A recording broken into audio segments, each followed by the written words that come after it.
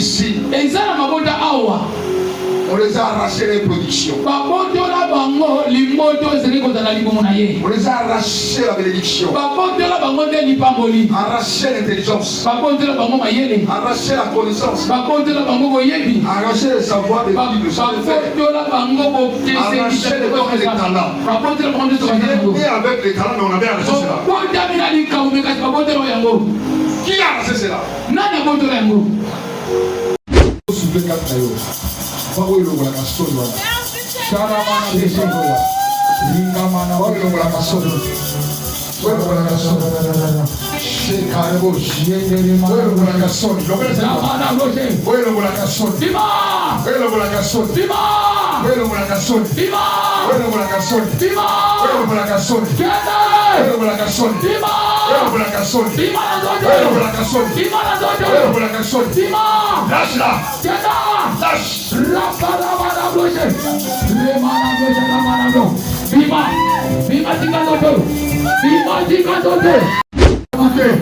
Kaka ndenge basipani tulibia mokozo katika bango. Amen. Ito simba bino.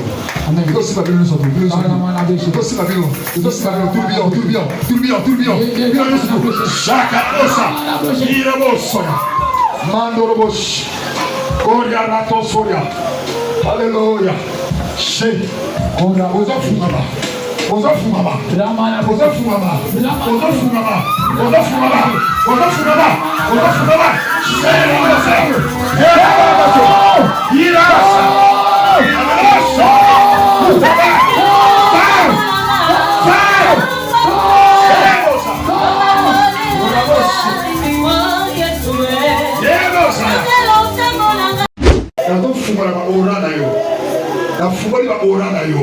Tu vas dégager l'énergie. Quand tu vas commencer à parler, tu vas commencer à chanter. Que les miracles opèrent. Les miracles opèrent. Arrête, take it. Share. Dakala. Elle faut récupérer par la foi. Dans le simba yabo. Dans le soin yabo. Comment l'excuse? Étoile nangai. Étoile nangai. Oya famille nangai. Nasoba tole yango. Étoile nangai. Nasoba tole yango. Étoile nangai. Papa étoile nango. Étoile nangai.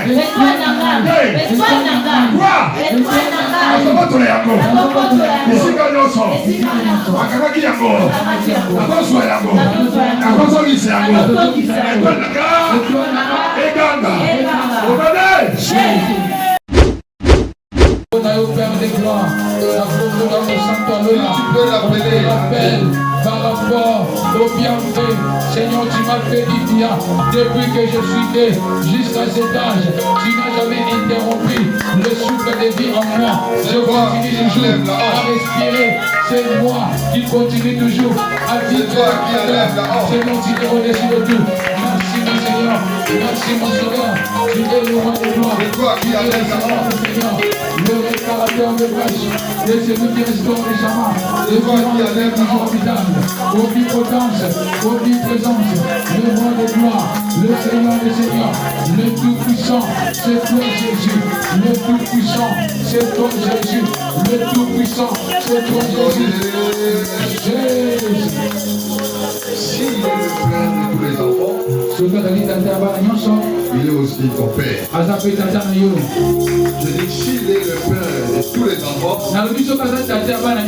toi tu es parmi les enfants, tu l'appelles Papa. Amen. Il est aussi ton Père. S'il apporte la solution aux os, il est aussi capable de donner la solution aux os. S'il guérit les malades, il peut aussi les guérir. S'il délivre les autres, il peut aussi les délivrer. S'il bénit les autres, il peut aussi te bénir. Il est le Père de tous les enfants. Il est là le consolateur. Les consolateurs. Je vois ce matin le Dieu qui nous a donné sa flèche pour nous trouver. Il s'appelle les consolateurs. Il s'appelle les consolateurs. Il est là pour te consoler. Il est là pour te guérir. Il est là pour réparer les choses. Il est là pour réparer. Il est là pour te bénir. Alors les hommes ne peuvent jamais te bénir. Il est là pour te secouer. Il est là pour te relever. Il est là pour te couvrir. Il est là pour te revêtir. Il est glorieux. Il est glorieux. Il est glorieux. Père, nous te disons merci. C'est toi qui nous as réunis, Seigneur. Oui, c'était dans le plan divin. Je savais qu'aujourd'hui nous allons réunir, Seigneur. Vous parlez de ta part. Adonai, voici le moment est arrivé. Nous voulons parler de ta part. C'est pour cela que je m'écris. En lisant cette place. Tu prends les devants et que tu observes de ton Père. Parle-lui Adonai. Ils ont des vases vides. Ils ont amené des vases vides.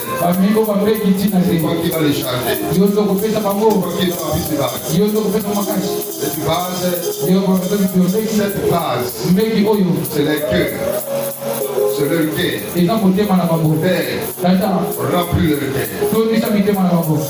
Dans la joie, dans la paix, par des révélations frères. Je crois Adonai. Chacun de nous va quitter avec un témoignage. C'est toi qui as planifié. Cet esprit prend le contrôle. Prends soin de chacun de nous. Prends soin de cette salle.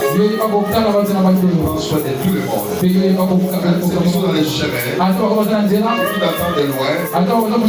Adonai, prends soin d'eux. Jusqu'à la fin, sois au contrôle. Au nom de Jésus. Tu réprimes de toute pensée négative.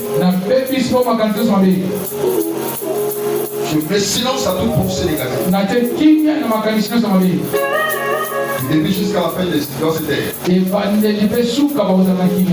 que le nom de Jésus doit se glorifier. Au nom de Jésus-Christ. Ensemble, si on peut jouer nos mains et acclamer pour la gloire. Pour la gloire de Jésus. Tu peux donner le mololo, ça va faire du bien. Si tu peux donner le fils, ça va faire du bien. Dans son palais, tout s'écrit. Dans son palais, tout s'écrit. Dans son palais, tout s'écrit.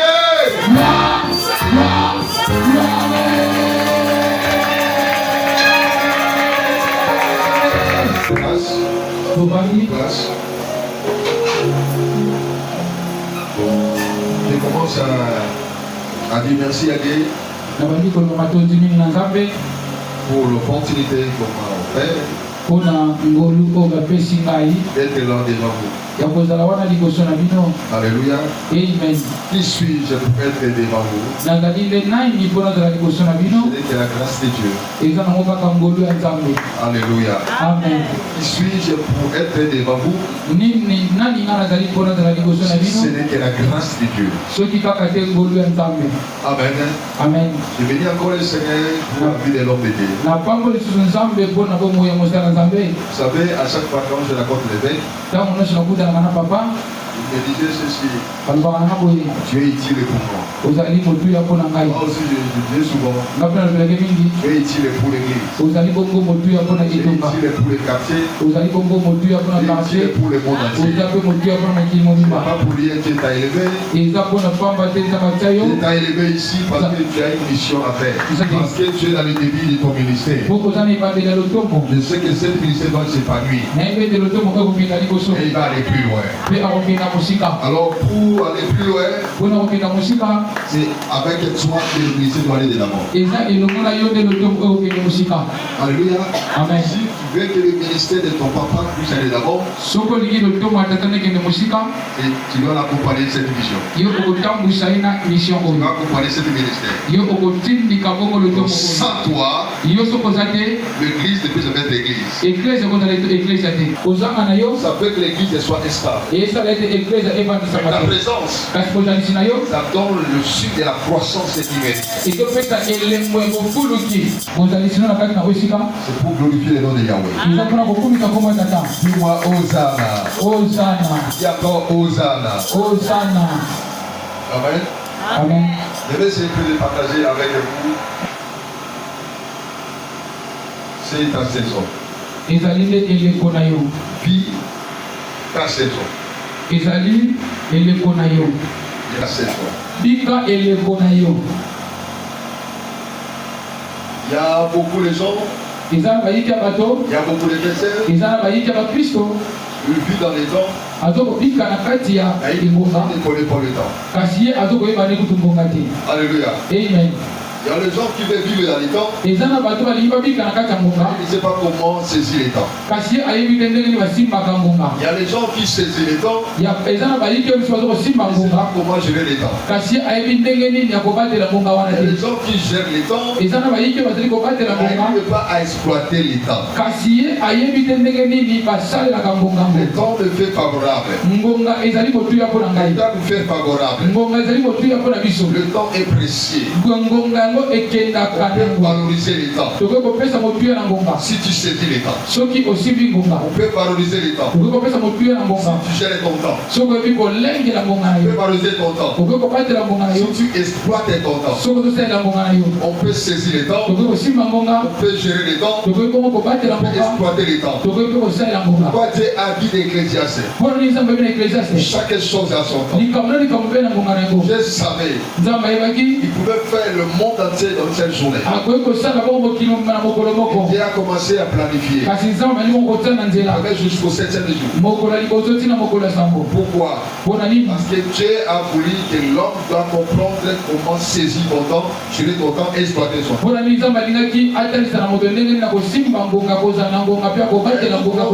On parlait sur l'histoire d'une femme qui s'appelait Anne ou Sarah.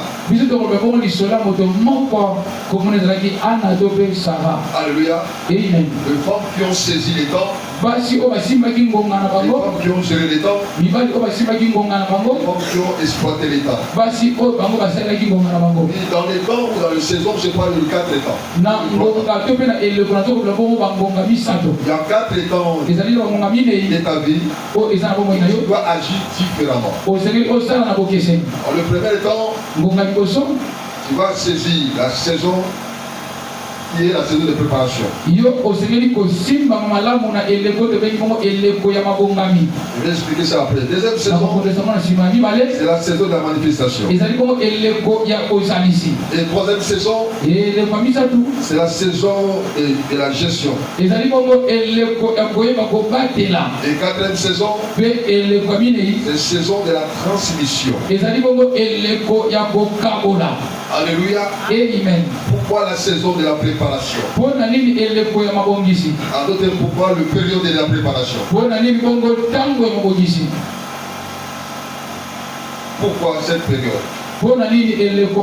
Dans cette période, rien ne semble bouger. Tu travailles dans l'ombre. Tu apprends beaucoup. Tu développes ton caractère ou ton caractère. Corrige ton habitude. Alléluia. Amen. Donc tu fais tout où tu construis tes compétences. Malgré toutes ces choses, tu vois que non, rien ne marche. Rien ne bouge. Pourquoi ça ne bouge pas? Est-ce que tu n'as pas fait la réparation? Comment? Pourquoi ça ne bouge pas? Tu n'as pas corrigé ta vie ou ton caractère ou pas? Tu n'as pas essayé à arranger ou à réparer ton habitude? Moi, ça, ce n'est pas un homme. Ce n'est pas la faute d'un homme. C'est Dieu qui a que Dieu qui a voulu qu'il soit comme ça. Il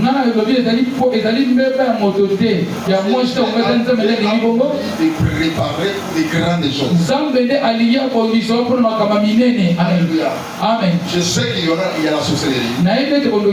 Je sais qu'il y a des gens des sciences occultes. Il y a des mélanges partout de gauche à droite.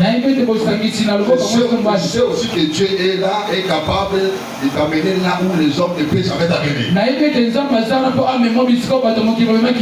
Et si Dieu veut t'amener là où les hommes ne peuvent jamais t'amener, il te fait passer par la préparation. Cette préparation, on appelle ça épreuve. Tu ne peux pas avoir le diplôme d'état si tu ne vas pas passer par l'examen. Tu ne peux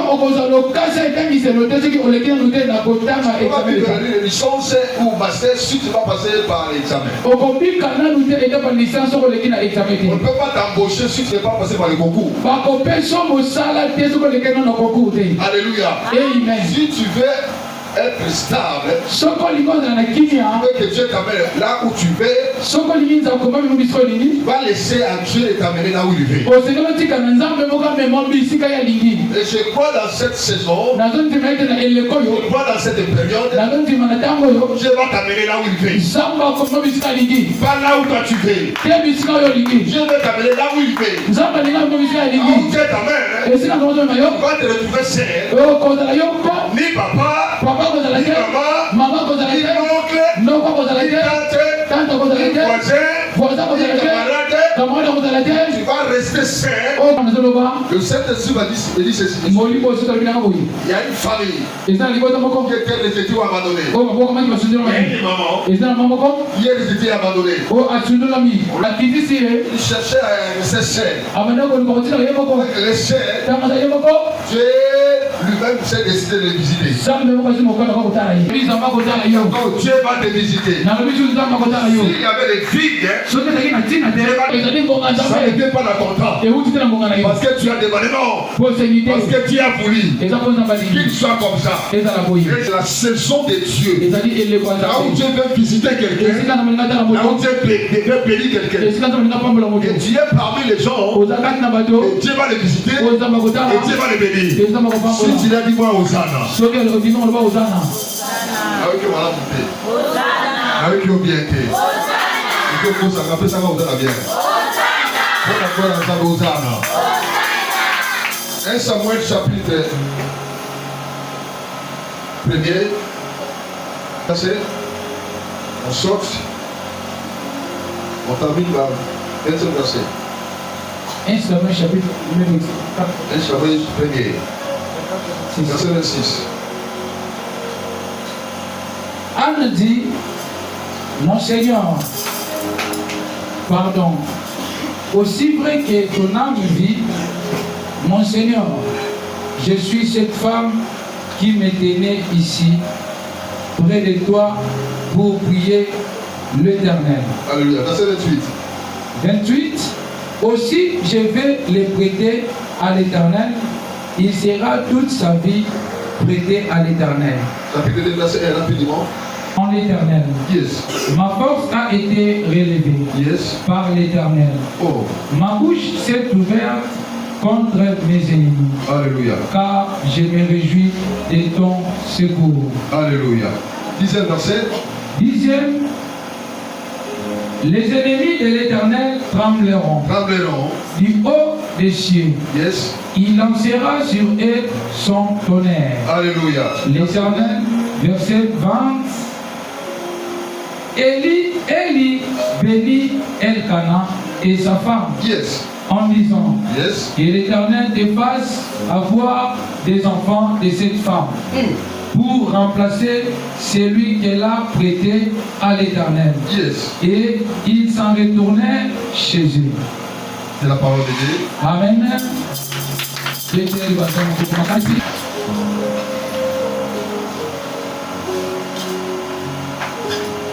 Ça, c'est l'histoire de la stérilité.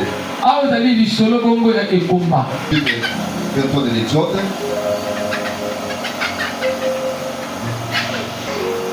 Il y aura dans ton pays une femme qui avorte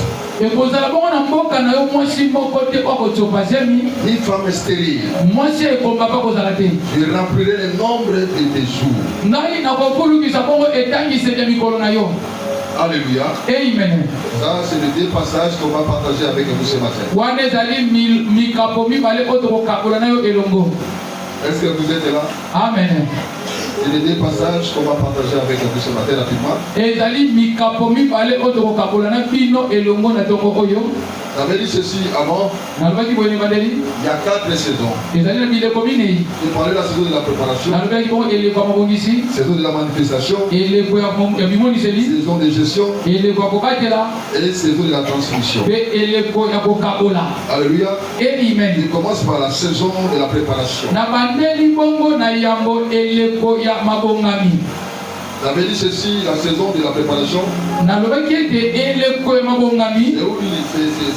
C'est la période où rien ne semble bouger. Là où tu travailles dans les maisons. Pour corriger les habitudes. Construire. Tu développes ton caractère, mais rien ne marche. C'est le moment des recherches. Tu fais des recherches pour avoir quelque chose, pour obtenir quelque chose. Tu fais tout pour enlever la honte, enlever l'humiliation, mais rien ne marche. Alléluia. Tu fais tout pour changer les données, mais tu ne vois pas clair. Tu travailles de gauche à droite. Fais les efforts, et rien ne bouge. Laisse-moi te dire, si tu vis dans cette période-là, sachant que tu es entré dans l'épreuve de la préparation, et tant que chrétien, sachant que c'est Dieu lui-même est à l'auteur de toutes ces choses. Est-ce que Anne était stérile? Est-ce que Anne était stérile? Solo Anna zaki kuze komba. Je dis non. Nabite. Anne n'était pas stérile. Anna azaki combattre. Je pose encore la question. Est-ce que Anne était stérile? Il y a solo Anna zaki kuze komba. Anne n'était pas stérile. Anna zaki combattre. Moi j'ai réfléchi ça. Bon ni nabo yango. Si Anne était stérile, soki Anna zaki komba, Anne devait mourir stérile. Anna nenda kufa boko mwase komba. Devait l'enterrer stérile. Banyo kuna e komba. Sans enfant. Bozanga mwana. Non, Anne n'était pas stérile. Nzoka ne Anna zaki combattre. Anne avait quelque chose qu'on appelle Ara. Qui l'a arrêté à Anne? Qui a empêché Ara?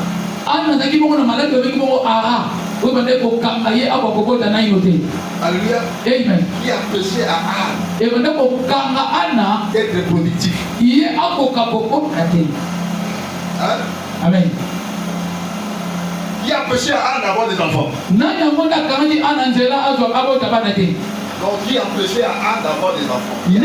Ni qui a empêché à Anne d'avoir des enfants. Alléluia. Amen. Ok, Anne avait des enfants à son attaque. Elle était productive. Pendant que ça arriva, Pénine a envoyé un productif. Pénine allait citer chaque jour. Pénine allait milliers chaque jour. Il envoyait les enfants pour venir inciter Anne. Anne pleurait. Anne ne pleurait pas parce que ça arriva de parler. Parce que ça, elle voyait les santé stériles. Alléluia. Amen. Oh non, je viens de comprendre. Parfois j'encourage Pénine. Parfois moi.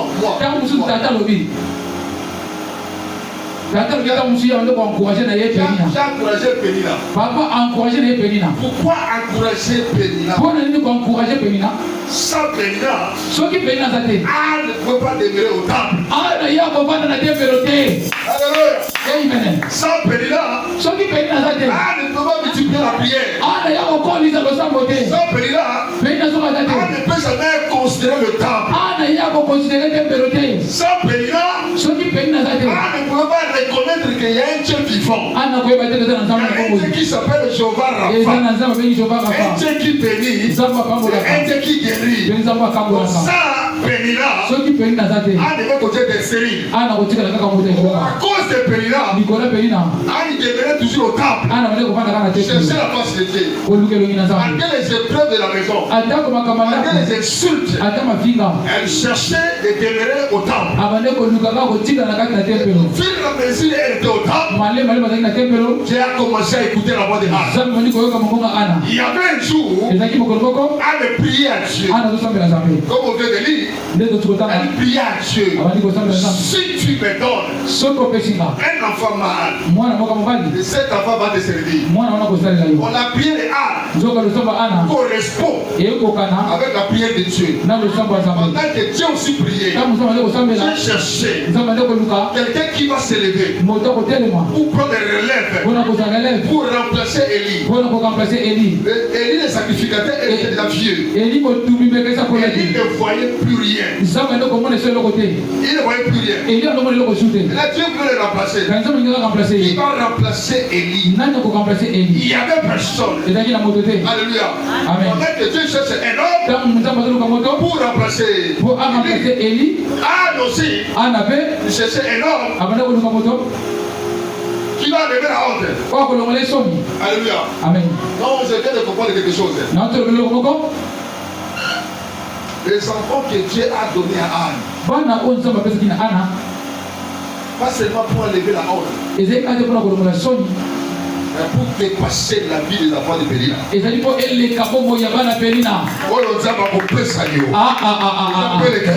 Amen. Est-ce que Dieu est là? Amen.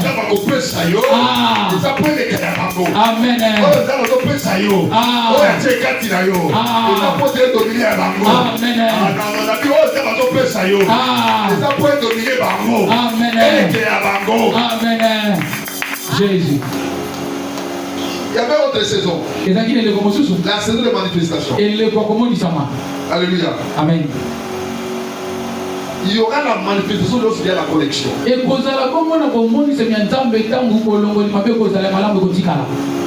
Vous savez, les efforts ne sont pas cachés. Les efforts que nous faisons ne sont pas cachés. Non, non. Alléluia. Amen. À chaque fois que tu multiplies les efforts, tu produiras les résultats que les hommes ne peuvent jamais te donner. Amen. Quand tu multiplies les efforts, sachant qu'il y aura des résultats positifs.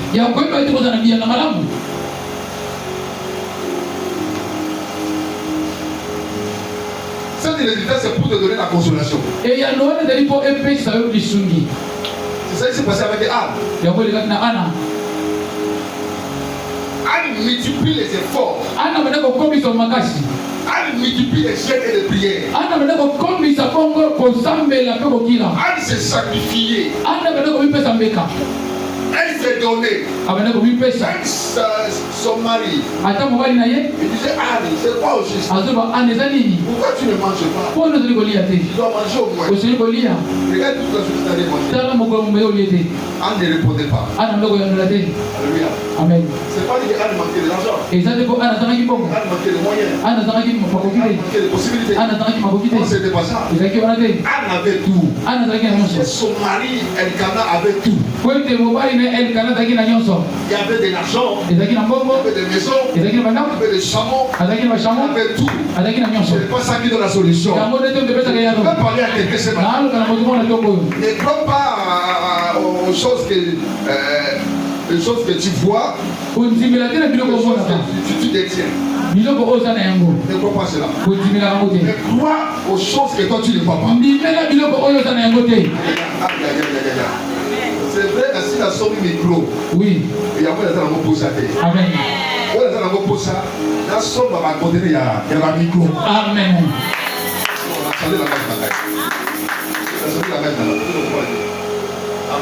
Amen.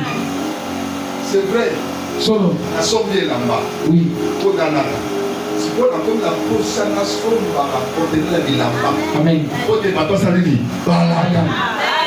On comprend déjà. Amen. Dans l'autre temps, on a la poche Shanghai. Ça, on a la poche Shanghai. Amen. Ça ne suffit pas. Amen. C'est que moi je fais. Amen. Où il y a poche idée. Amen. Mais où ils ont là-bas. Amen. Est-ce que l'église vous êtes là? Amen. L'église vous êtes là. Amen. Anne avait tout. Anne manquait de rien. Mais Anne vivait dans les satisfactions. Elle était toujours insatisfaite. Malgré des moyens, malgré des dons que son mari lui donnait, Anne vivait dans l'insatisfaction. Quand on parle de satisfaction, on parle de satisfaction totale. Elle manquait la joie. Et sa joie, ce n'est pas le mari qui va le donner. Ce n'est pas les moyens. Ce n'est pas de l'argent. Ce n'est pas de possibilités. Non, sa joie vient de l'Éternel. Il faudrait que Dieu lui-même impose son style de vie. Il faudrait que Dieu lui-même ordonne aux anges d'entrer dans le temple de l'âme pour apporter la solution. C'est pour cela quand Anne priait, elle priait au temple. Elle a changé sa façon de prier. Elle a changé son langage. Au lieu de crier, elle ne criait pas. Elle mijotait. Elle murmurait. Elle priait au fond de l'âme. Et Dieu a écouté. À travers le serviteur Élie. Élie a dit ceci. Pourquoi tu es venu ici avec l'état de l'ivresse? Il répondit à Élie. Non, ce n'est pas ça, mon Seigneur. Je suis une femme. Que le cœur est doublé. Je prie pour quelque chose. Je ne suis pas ivre. Je ne suis pas ivre. Je ne suis pas ivre. Mon cœur est touché. C'est quelque chose qui me rend insatisfait. Je ne sais pas. Quelle chose qui te rend insatisfait? Quelle chose qui te rend insatisfait? Il y a quoi? Il y a le travail. Est-ce qu'il y a le business? Est-ce qu'il y a les enfants? Est-ce qu'il y a la santé? Il y a quoi? Est-ce que les sorciers veulent contre toi? Est-ce que les magiciens veulent contre toi? Il y a quel problème qui te rend insatisfait? Laisse-moi te dire. Ta confiance à Dieu. Ta présence dans la présence de Dieu. Tu te mets dans la présence de Dieu. La conviction dans la prière. La conviction de ce que tu as demandé. C'est ça qui produira les résultats. Il te croit très bien. Dieu t'amène dans ta saison. Là où tu pleurais avant, ce n'est plus le même. Ça va changer. Parce qu'il y a un Dieu.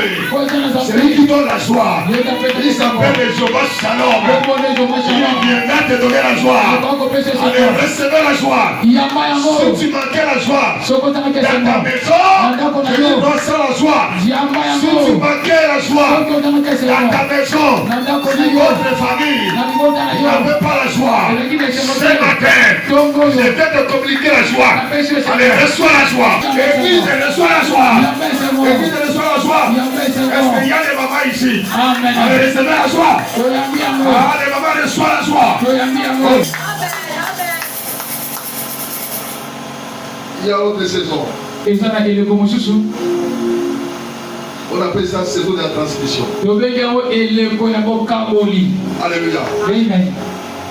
Quand à chaque fois tu passais par les épreuves, tu vas commencer à interpréter ton problème à tout le monde. Tu expliquer ton cas à tout le monde.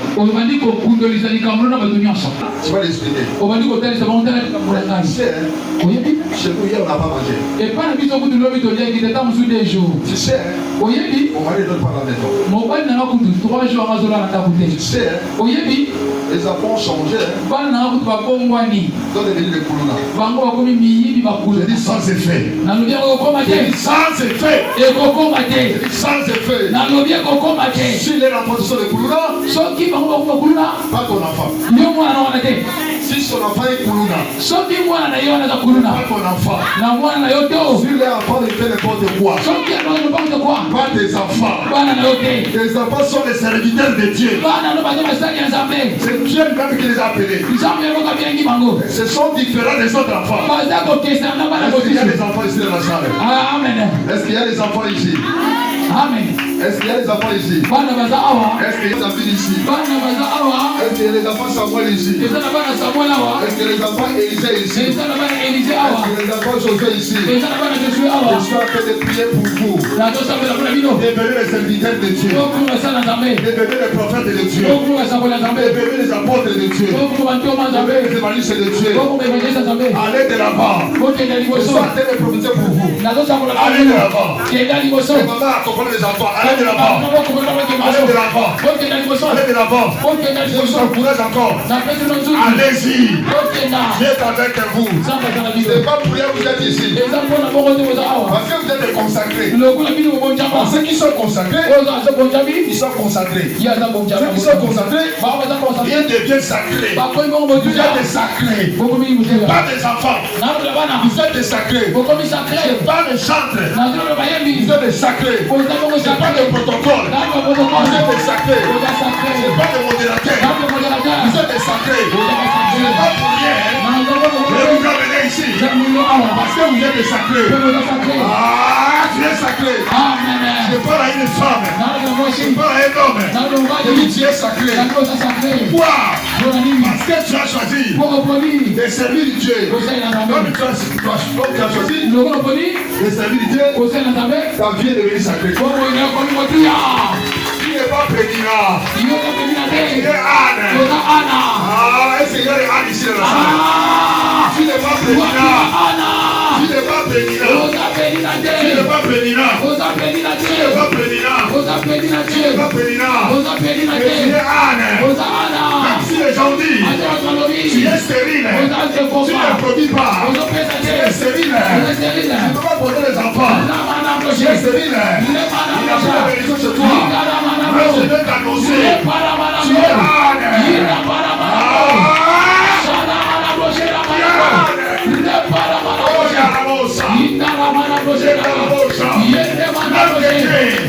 Il t'a dit, c'est un nom stérile. Et tant qu'il est Dieu, apporte de Dieu. Il t'a dit, il est stérile. Il a trompé la dèche. C'est à toi, il n'est pas stérile. Amen. Pourquoi? Parce qu'il y a des ânes. Il y a des ânes. Il y a des ânes. Il y a des ânes. Il produit des bénédictions. Il produit des étoiles. Il produit des héros. Il produit des prophètes. Il y a des prophètes. C'est de ça. C'est la maison de prophètes. Parce que vous êtes des ânes.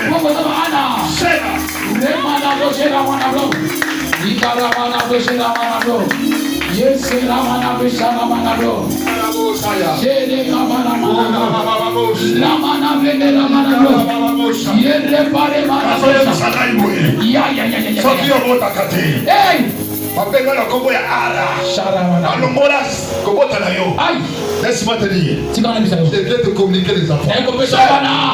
Je reçois. On m'a dit ceci.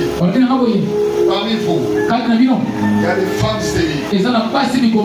Même les hommes. Ils n'ont pas la force de vous produire. Ce matin, il y a une série de production. Vous êtes dans cette salle. Il distribue les enfants. Quand je parle des enfants, je parle de l'héritage. Quand je parle des enfants, je parle de la bénédiction. L'enfant est la bénédiction de la famille. Quand je parle de l'enfant, je parle de ton étoile. Si quelque part, ton étoile a été saisi, je viens de bloquer ça. Qui a dit que le téléphone est bloqué?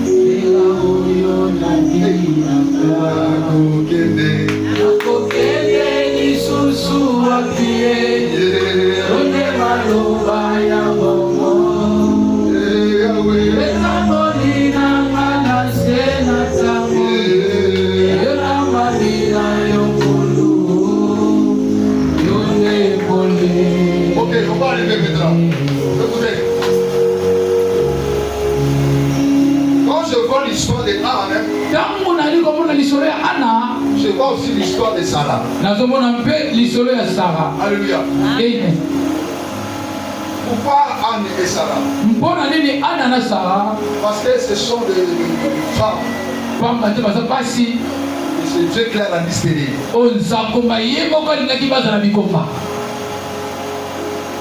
Pendant que les rivales voient tout de suite que ce sont les stériles.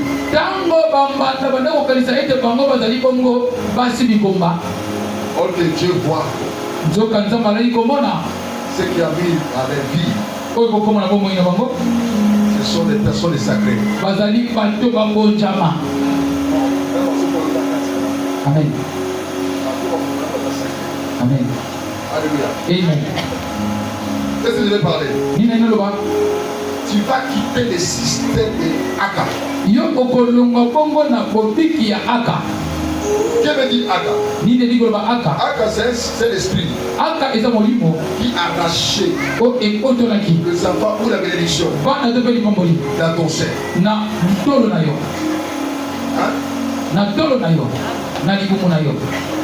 Alléluia. Amen. Est-ce que Sarah était stérile? Je dis non. Sarah a dit comment on dit. Aka veut dire quoi? Aka dit quoi? On avait planté et qu'on a arraché. Et babouki. Pendant qu'on avait planté quelque chose. Oh, c'est pas l'exemple rapidement. Pour avoir la production entre papa et maman, mettons les langages, ils vont se raconter. Alléluia. Amen. Et chacun de nous va communiquer la sémence que Dieu a donnée. C'est sémence-là. C'est ça qui produit. Et l'enfant. Mais l'ennemi est là pour arracher cette sémence-là. Il est là pour déraciner cela. Et te laisse improductif. Sarah n'était pas improductif. Parce qu'on avait enlevé, on a arraché les enfants. Qui a arraché ces enfants? Alléluia. Amen. C'est toujours l'ennemi. C'est toujours le diable. Alléluia. Amen. Malgré ce qu'on avait arraché.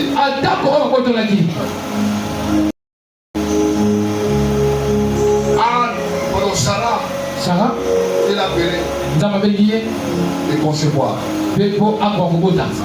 Sarah, peut concevoir. Mais comme on l'avait enlevé, sa sémence, elle ne peut pas concevoir. Il y a des familles ici. On les a arraché les productions. On les a arraché la bénédiction. Arraché l'intelligence. Arraché la connaissance. Arraché le savoir de Bible. Arraché les talents. Et avec les talents, on avait arraché cela. Qui a arraché cela? Je lève mes mains ce matin. Église. Ce matin, je lève mes mains. Pour déclarer. Quiconque se lève la nuit pour arracher, pour déraciner la sémence que Dieu t'avait donnée. Dans le nom de Jésus-Christ, et la puissance. Que la puissance, que la puissance de la restauration ramène cela. Au nom de Jésus-Christ, la puissance de la restauration de saisir cela et te faire retourner. Recevez ce qui est à toi. Si la nuit, ils ont arraché quelque chose, ce matin, par le mandat qu'on va conférer. Pourquoi on va conférer? Je viens retourner. Oh, je te fais retourner. C'est à toi. L'église, je te fais retourner. C'est à toi. Or, Sarah, elle était positive. Mais l'ennemi a fait bloquer cela. Parce que Sarah, elle mentait la foi. Mais c'est la foi d'Abraham qui a donné à Sarah la foi. La foi de ton pasteur qui donne la guérison. La foi, ma conviction, c'est pas la guérison. Ma foi, ma conviction, te libère. J'ai mis la foi de ton papa, te donne la solution. La conviction, moi. Ah, ça va te révéler. Tu vas te mettre debout. Finis la saison de plaie. Finis la saison de plaie. Finis la saison de l'humiliation. Finis la saison. Finis la saison. Finis la saison. Et la honte. Finis la saison. L'humiliation. Finis la saison. Des plaies. Finis la saison. Des paix. Mais c'est la saison. Tu vas te lever. Pour l'être de grâce à Dieu. C'est la saison. Tu vas témoigner. Dieu va visiter. Et Dieu va bénir. S'il a donné à Anne, toi aussi, il va te le donner.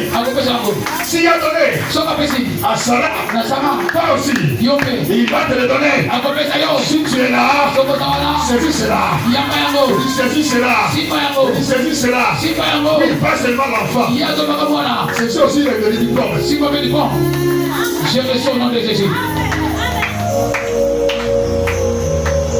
Quand je parle des enfants, je parle de la bénédiction. Quand je parle de la bénédiction, je parle de ton diplôme. Quand je parle de diplôme, je parle de ton travail. Alléluia. Amen. Quand je parle de travail, je parle de tes affaires. Du business. Pourquoi pas aussi de l'argent? Pour clôturer. Alléluia. Amen. Ils ont parlé encore de l'esprit de Saga. L'esprit de Saga. C'est l'esprit qui bloque. Là, je parle de l'esprit de Saga. L'esprit de Saga, c'est l'esprit qui bloque. Ferme, qui bloque les productions. Qui détruit les semences. Alléluia. Amen. Quelqu'un qui devait aller plus loin, il est bloqué. Pourquoi il est bloqué? Parce que l'esprit de Saga, on a planté dans sa vie. On a planté dans sa famille. Et rien ne marche. Tu es très intelligent. Tu es très intelligent. Tu devais travailler dans cette poste. Pourquoi cette poste ne donne pas à toi? Parce qu'il y a un esprit qui bloque et qui ferme. Bloqué et qui a fermé le processus de la bénédiction. Regarde-moi s'il te plaît. Il y a un jour. Il y a un jour. Il y a un cousin. Il appelle mon papa oncle. Il est de village. Alléluia. Amen. Parce qu'il touchait les gris-gris. Parce qu'il a des pratiques. Il fait des pratiques. Il a eu l'audace. Il parlait avec le papa. Fais ceci. Qu'est-ce que toi tu peux faire? Là, il ne fallait pas venir à l'autre papa.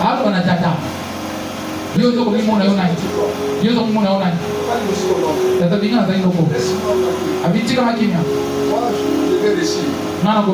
Regarde les enfants. Ils seront bloqués. Ils seront limités. Et rien ne va sortir. C'était une parole simple. Quand il est parti au village, il est parti travailler. Il a bloqué. Dans nos vies, nous avons eu blocage. Là, nos vies, nous avons eu blocage. Amen. Nous, on avait expérimenté ce qu'on appelle blocage. Alléluia. Amen. Tu peux t'imaginer.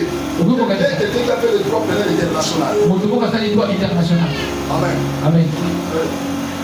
Il a le devoir ou le droit de le positionner. Celui qui a la ministère ou master. Mais on a interdit le travail. Les jeunes femmes, les belles femmes, les jolies femmes, mais pas de mariage. Mais les jours on avait compris. Il y a une loi qu'on avait signée dans le village pour bloquer toute la famille. Depuis ce temps-là, j'ai pris la décision de chercher la facilité. Alléluia. Amen. J'avais l'invitation de l'Allemagne depuis à l'âge de 10 ans. Mais on avait bloqué cela. Pourquoi? Parce qu'il y avait un homme. Il a parlé de mal. Il a bloqué toute la famille. Rien ne bougeait. Rien ne marchait. Quand Dieu m'a fait grâce de le connaître, j'ai commencé à prier. J'ai fait des sacrifices. J'ai gêné. J'ai donné les offrandes. J'ai payé la dîme. J'ai fait tout pour la gloire du Seigneur. Un jour m'a rappelé. J'ai prié seul. Lève-toi. Ton nom est appelé maintenant pour les chaînes. Ton nom sera Ézéchiel. C'est toi qui vas apporter la solution à la famille. Pendant que mon papa refusait, tout le monde allait à l'église. Quand je parle de l'église de l'éveil.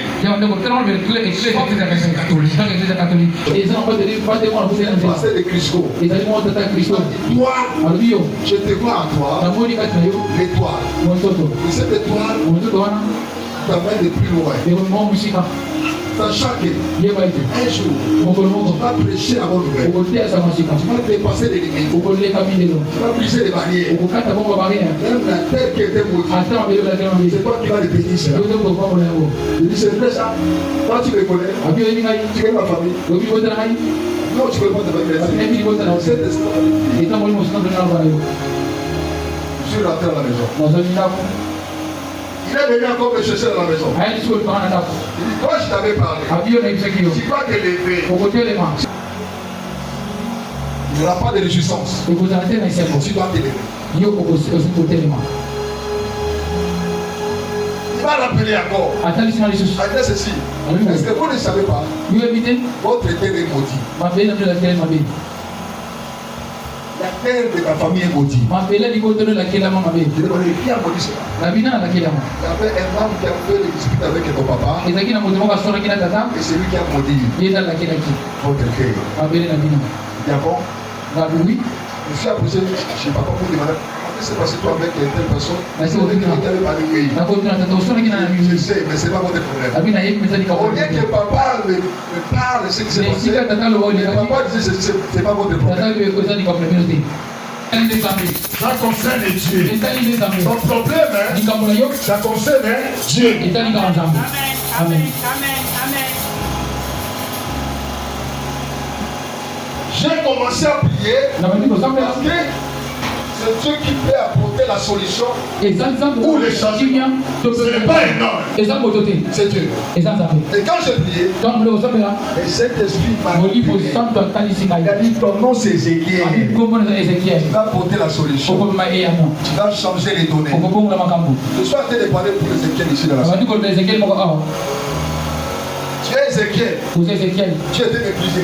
On t'a maudit. On a maudit la famille. On a maudit ton travail. On a maudit ton mariage. On a maudit ton succès. On a maudit tes affaires. On a maudit tout. Laisse-moi te dire. Quand quelqu'un se lève pour maudire, il y a aussi quelqu'un qui se lève pour annuler. Si quelqu'un se lève pour maudire, il y a un homme qui se lève pour annuler cela. Quand j'ai accepté Christ, Christ s'est levé dans ma vie pour annuler tout décret loi qu'on avait écrit. Je ne sais pas quelle loi qu'on avait écrit. Quel décret qu'on avait écrit. Qu'est-ce qu'on avait parlé? Qu'est-ce qu'on avait écrit? Qui a écrit cela? Est-ce que c'est un homme? Il y a une femme? Il y a un esprit? Il y a qui? Laisse-moi te dire. Peu importe. Les hommes, l'esprit, les paroles qu'on a décidé. Laisse-moi te dire. Ça ne te concerne pas. Ça ne te concerne pas. Ton problème est. Ce n'est pas à te lever de quelqu'un. Pourquoi? Parce que c'est lui qui a maudit. C'est lui qui a parlé. C'est un homme comme toi. C'est lui qui s'est levé pour parler, pour maudire. C'est un homme comme toi. Il a parlé. Il a maudit. Après avoir parlé, il a fait quoi? Il va encore vérifier. Plus fort, il va encore vérifier. Il va encore vérifier. Il va encore vérifier. Écoutez, il y a ça pour la vie. Amen. À ça pour la vie. Amen. À ça pour le futur. Amen. À ça pour la destinée. Amen. Pour la vie pour la vie. Zambe. Zambe la tombe à l'eau. Amen. Il y a un dans la histoire. Amen. Ensuite, la vie dans sa vie, Zambe la tombe à l'eau. Histoire. Amen. Moto alors que non, nazo kanabino, nazo bloqué bino, moto ko avancer, moto ko soiter, moto ko formater. Le jour où nazo zonga uti Australie, nazo zonga.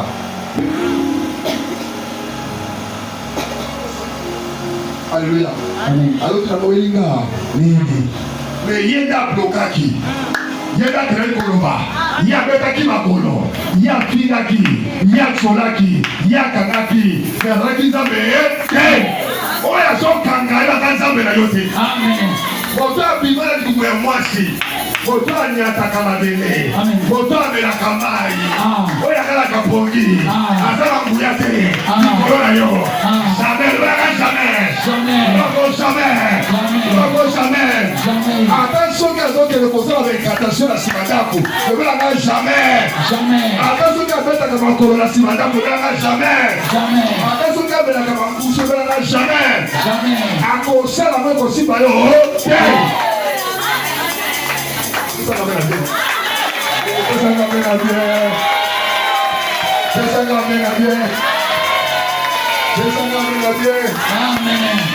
Hosanna.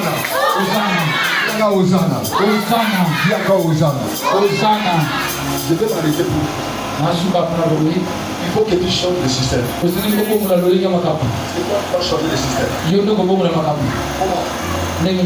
Ta façon, ton attitude, ta manière de prier, ta manière d'agir, ta manière de donner, ça va changer et donner.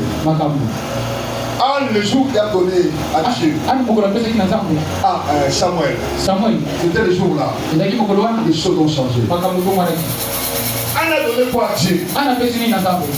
Alléluia. Amen. On a donné à Dieu avant que Samuel. On a présenté à Dieu avant que reçoive Samuel.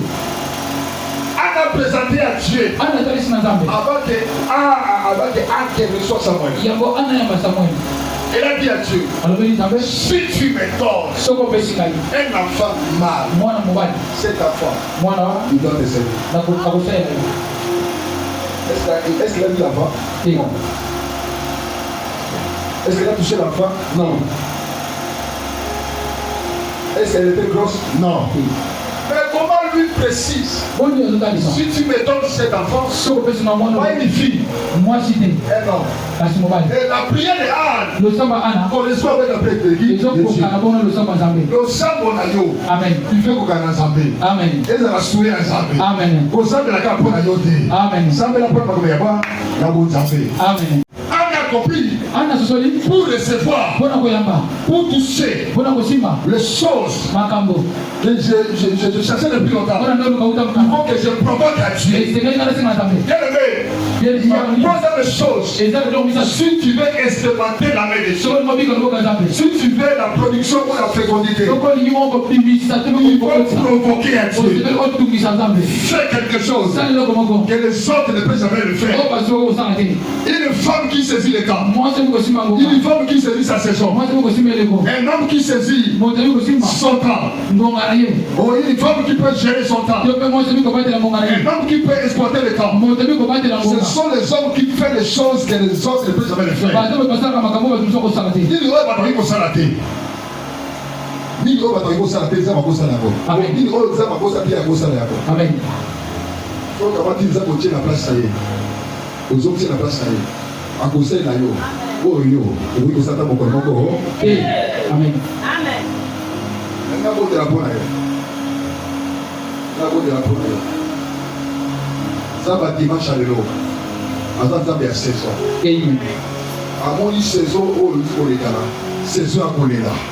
Saison d'humiliation, saison de rejet, saison de honte, saison d'abandon, saison de ma fille, saison de ma tombe, ma vie de Botana, ce qui a Simba, ce qui a Kozwa, ce qui a Boka, ce qui a Komata, ce qui a Kosepla.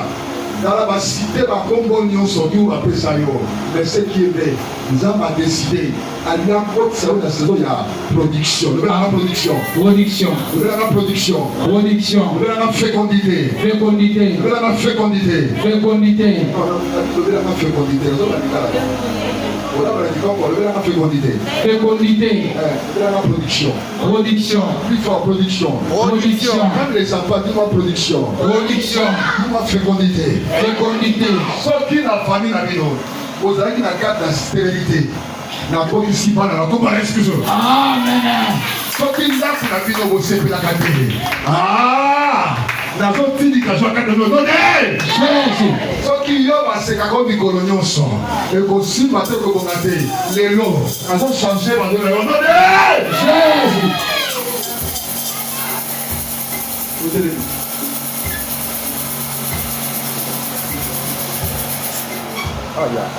Ballon di batterima.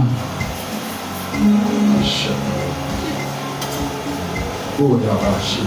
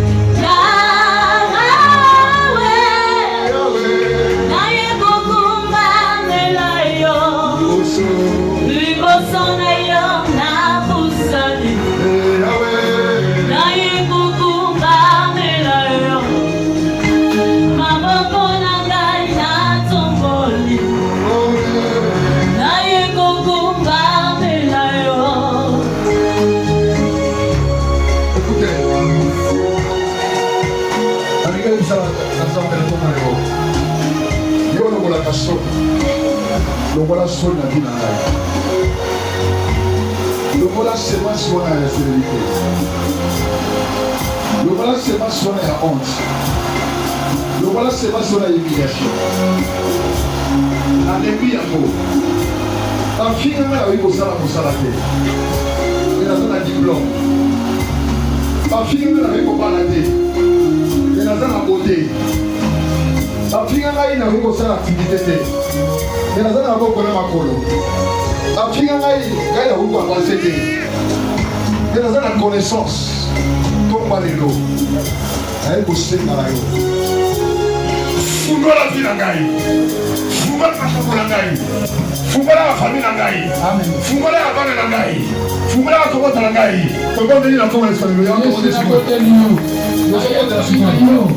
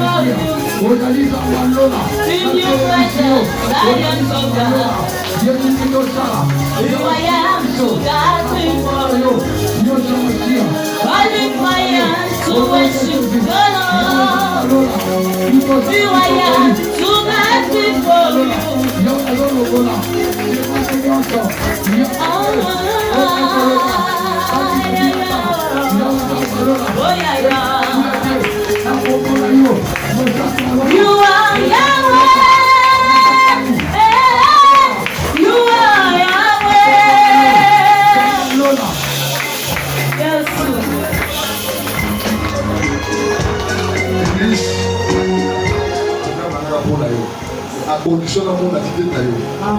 À sentir. Là, on va dire solution pour ma famille à Babo. Amen. On va dire Babo.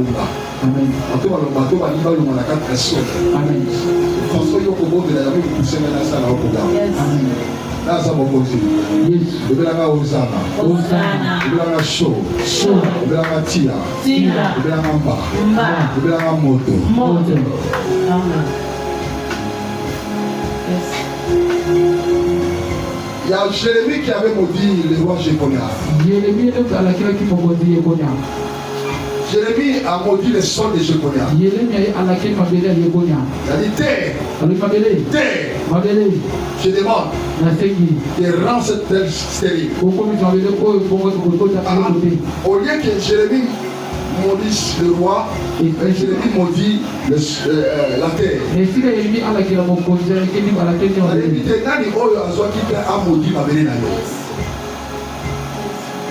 Parce que moi, je suis autant aux alliés. Mais tant aux autres, aux autres vivent la parole et la malédiction, on a qu'à la vie, on a qu'à la voir. La vie, les lots petits, la vie, la vie petite, la vie, la vie petite, la vie, ceux qui va laquelle n'a la vie de ma vie. Ceux qui a payé la mort, le va pour l'aïe. Et le roi qui l'a géré, va pour l'aïe. Donc, on va le tasaber. On sait qu'il faut changer la donnée. Amen. Et que tu avec moi. Amen. Donc, il y a un combo à Jésus. Na kombo na Yesu. Ok, na kombo na Yesu. Hey Yahweh. Nazo senga. Na kombo lelo. Moto nyonso. Oya nakela. Mamabe. Elo. Monaye.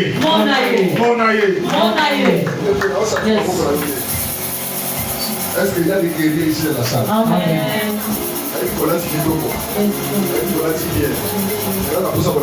Amen. Donc la combo na Yesu. Hey Yahweh. Nazo senga. Komba lelo. Sika nyonso. Alakela. Famille na kamabe. Olobela. Abele nanga. Yema bele ya Congo. Yokanga. Yema bele ya Congo. Abele ya Selembao. Abele ya Bandane. Abele ya Kinshasa. Yokanga. Tu vas coopérer avec moi. Ici, Ganyoso, Agiko Kanga, Vinaga, Eton Naga, Sate Naga, Mata Naga, Voyage Naga, Succès Naga, Mata Naga, Mata Naga, Ayako Fugola,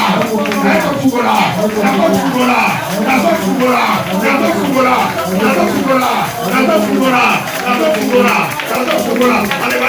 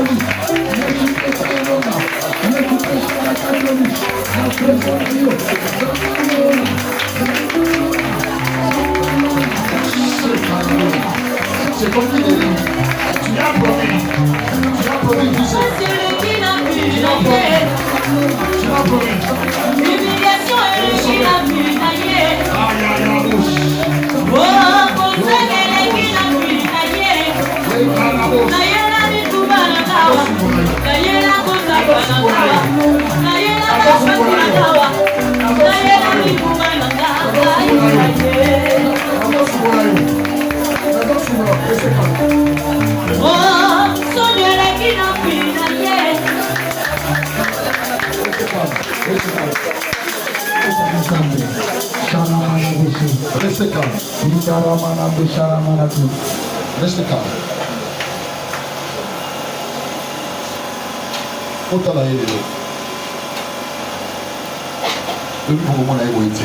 Amen. Amen.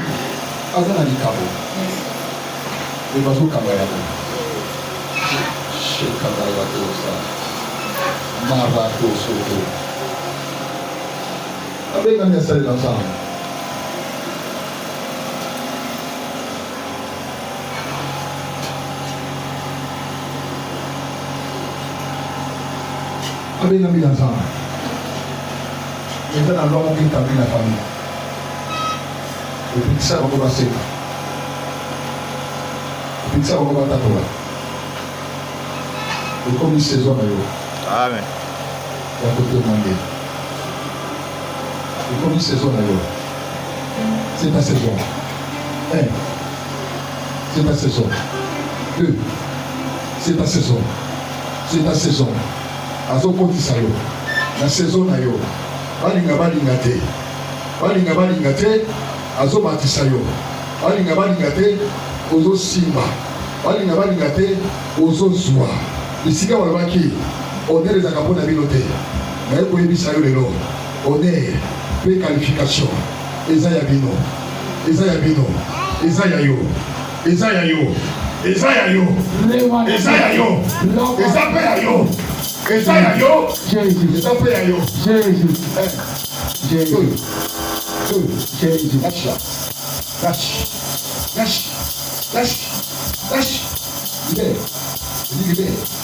Libère. Un grand niveau. Ils ont soulevé 4 nayo. Pas où il y a la sonne. Charamana descend. Lingamana. Où il y a la sonne.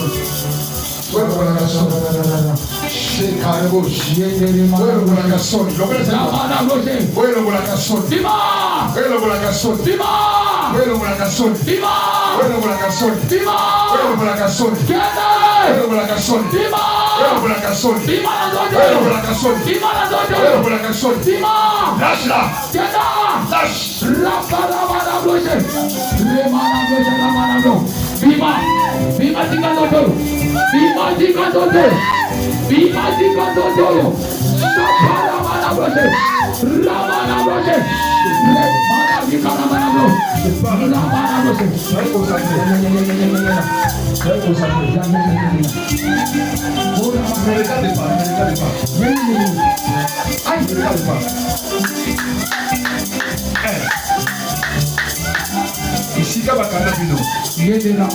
Isika bakanga bino. Isika bakanga bino. Isika bakanga bino. Na samai. Na zamba. Na montagne. Na cimetière. Aikofunga. Abala na bino.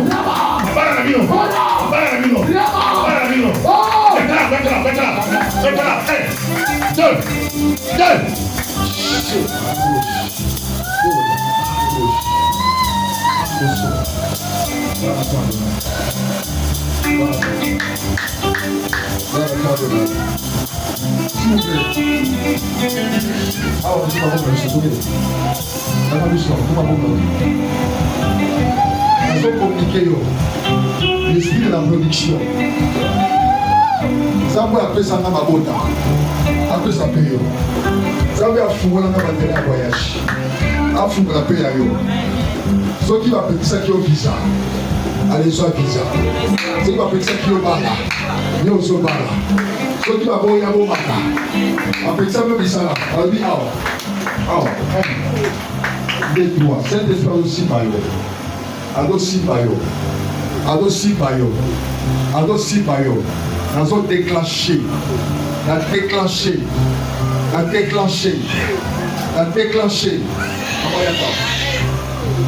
Chez Carabos. Adabosh. Oh la bouche.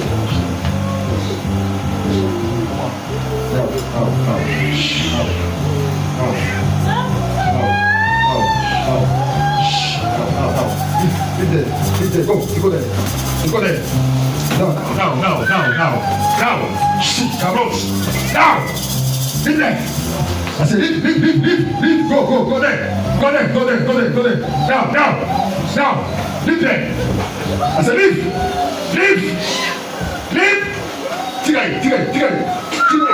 Tira aí. C'est à la bouche. Les protocoles.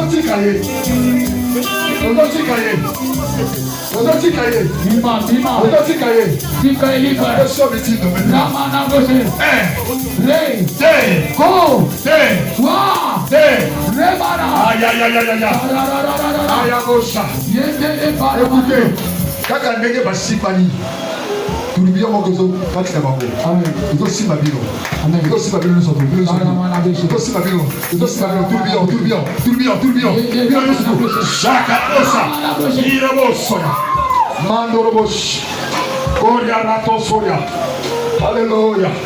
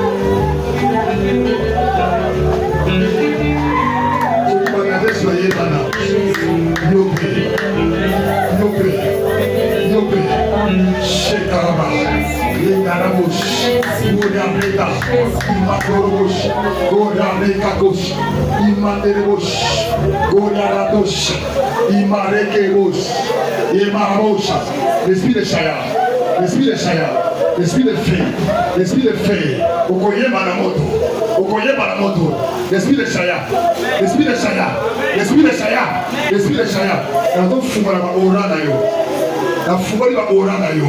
tu vas dégager l'énergie. Quand tu vas commencer à parler, tu vas commencer à chanter. Et les miracles opèrent. Les miracles opèrent. Arrête, take it. Share. Alléluia. C'est que je t'aime beaucoup. C'est que je t'aime beaucoup. C'est que je t'aime beaucoup. Venez ici. Je pense à la Moussa Goyamai. La Moussa Yangai. S'il te plaît, la Moussa Yangai. S'il te plaît, la Moussa Yangai. Oyo Baki Wana. Oyo Baki Yaka. La Moussa Pia.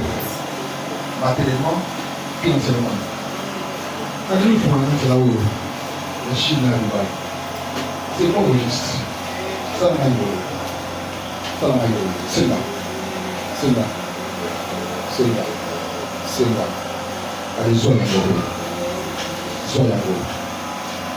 Sois là. Sois là. Je pense que il va m'en foutre. On a aussi la pour la vie. Ma volonté à pasteur, on s'en est un peu. Amen. Et son Père avec tout Jésus. On est là pour nous servir à cause de la femme. À cause de la femme. S'il te plaît.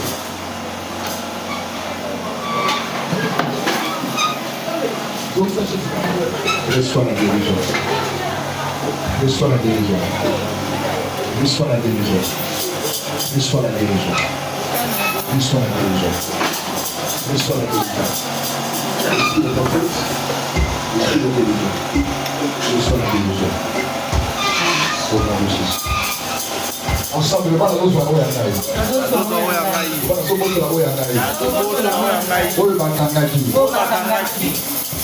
Utokala. Itakala. Utokala. Itakala. Bandakala. Bandakala. Obakangaki. Obakangaki. Elle faut récupérer un peu. Par la foi. Par la foi. Dans Simba Yango. Dans Soya Yango. Comment l'excuse? Comment l'excuse? Étoile Nangaï. Étoile Nangaï. Dans ma casse étoile Nangaï. Étoile Nangaï. Oya famille Nangaï. Oya famille Nangaï. Dans Soba Tola Yango. Dans Soba Tola Yango. Étoile Nangaï. Étoile Nangaï. Dans Soba Tola Yango. Dans Soba Tola Yango. Étoile Nangaï. Étoile Nangaï. Étoile Nangaï. Étoile Nangaï. Étoile Nangaï. Étoile Nangaï. Quoi? Étoile Nangaï. Dans Soba Tola Yango. Dans Soba Tola Yango. Esika Nyonso. Akabaki Yango. Akoso Yango. Akoso Gise Yango. Étoile Nangaï. Eganga. Obade. Amen. Amen.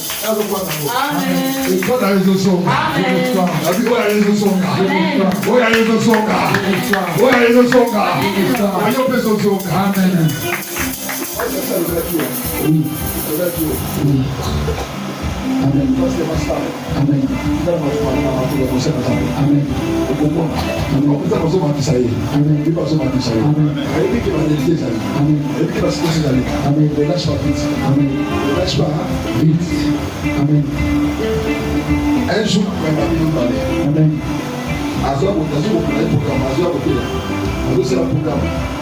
Il y a 5 jours. Amen. Amen. Grâce à mon Jésus. Jésus.